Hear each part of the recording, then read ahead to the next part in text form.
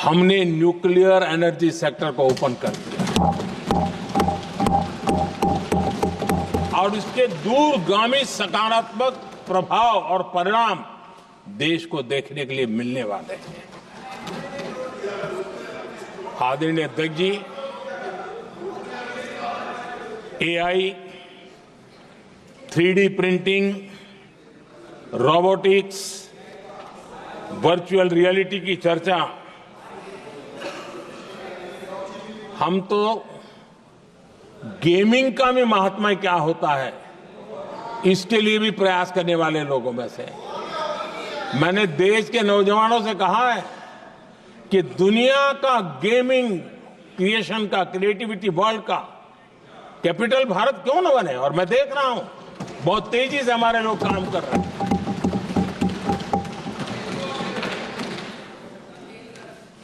कुछ लोगों को अब जब एआई की बात होती है, कुछ लोगों को अब ये शब्द फैशन में है तो बोला जाता है, लेकिन मेरे लिए सिंगल एआई नहीं है, डबल एआई। भारत की डबल ताकत है। एक एआई आर्टिफिशियल इंटेलिजेंस, दूसरा एआई एस्पिरेशनल इंडिया।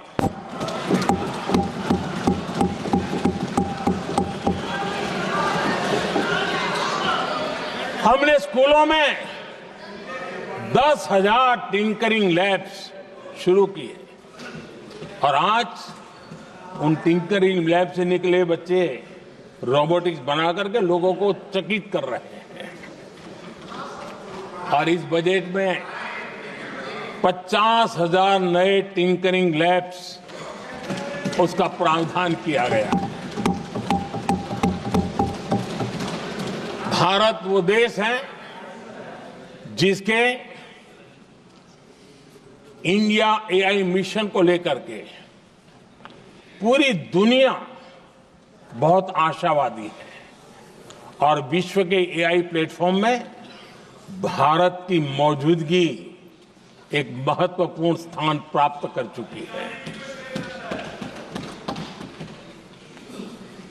आदरणीय अध्यक्ष जी, इस साल बजट में हमने डीप टेक के डोमेन को में इन्वेस्टमेंट की बात की है और डीप टेक मैं समझता हूं हमारे लिए तेज गति से आगे बढ़ने के लिए और 21वीं सदी पूरी तरह टेक्नोलॉजी ड्रिवन सेंचुरी है। ऐसे में हमारे लिए आवश्यक है कि भारत डीप टेक के क्षेत्र में बहुत तेजी से आगे बढ़े। आदरणीय अध्यक्ष जी, हम लगातार युवा भविष्य को ध्यान में रखते हुए काम कर रहे हैं, लेकिन कुछ दल हैं जो लगातार युवाओं के साथ धोखा कर रहे हैं, उन्हें धोखा दे रहे हैं। ये दल चुनाव के दरमियान ये भत्ता देंगे, वो भत्ता देंगे, वादा तो करते हैं लेकिन पूरा नहीं करते हैं। ये दल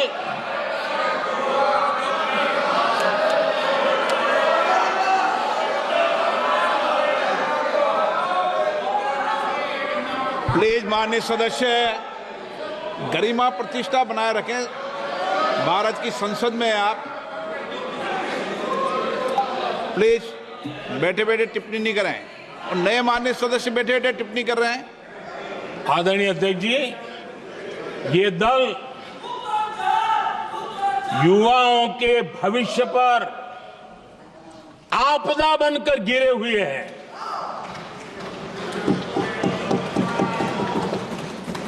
आदरणीय अध्यक्ष जी, हम कैसे काम करते हैं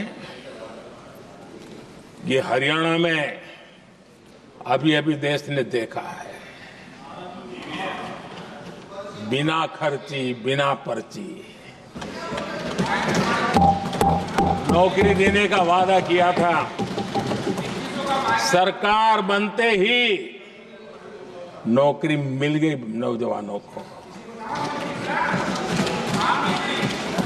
हम जो कहते हैं उसी का परिणाम है। आदरणीय अध्यक्ष जी, हरियाणा में तीसरी बार भव्य विजय और हरियाणा में के इतिहास में तीसरी बार विजय, ये अपने आप में ऐतिहासिक घटना है। आदरणीय अध्यक्ष जी, महाराष्ट्र में भी ऐतिहासिक परिणाम, जनता जनार्दन के आशीर्वाद। महाराष्ट्र के इतिहास में सत्ता पक्ष के पास इतनी सीटें पहली बार, ये जनता जनार्दन के आशीर्वाद से हम करके आए हैं।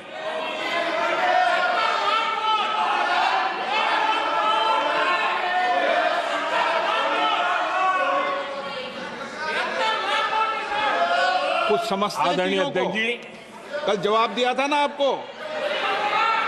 चलिए। आदरणीय राष्ट्रपति जी ने अपने अभिभाषण में हमारे संविधान के 75 वर्ष होने पर भी विस्तार से चर्चा की है। आदरणीय अध्यक्ष जी, संविधान में जो धाराएं हैं उसके साथ साथ संविधान का एक स्पिरिट भी है और संविधान को मजबूती देने के लिए संविधान की भावना को जीना पड़ता है। और मैं आज उदाहरणों के साथ बताना चाहता हूं। हम वो लोग हैं जो संविधान को जीते हैं।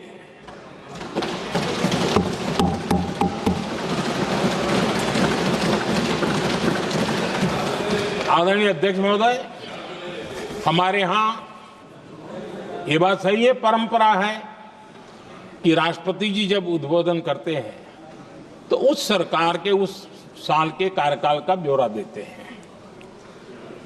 उसी प्रकार से राज्यों में गवर्नर का जो उद्बोधन होता है सदन में, वो उस राज्य के कार्यकलापों का ब्यौरा देते हैं। संविधान और लोकतंत्र का स्पिरिट क्या होता है? जब गुजरात के 50 वर्ष हुए, गोल्डन जुबली ईयर मना रहे थे और सद्भाग्य से मुझे उस समय मुख्यमंत्री के रूप में सेवारत था मैं, तो हमने एक महत्वपूर्ण निर्णय किया। हमने किया इस गोल्डन जुबली ईयर में पिछले 50 वर्ष में सदन में जितने भी गवर्नर के भाषण हुए हैं, मतलब उस समय की सरकारों का ही वाहवाही उसमें होती है, हमने कहा कि उन 50 साल में जितने भी गवर्नर के भाषण हुए हैं सबको ही एक पुस्तक के रूप में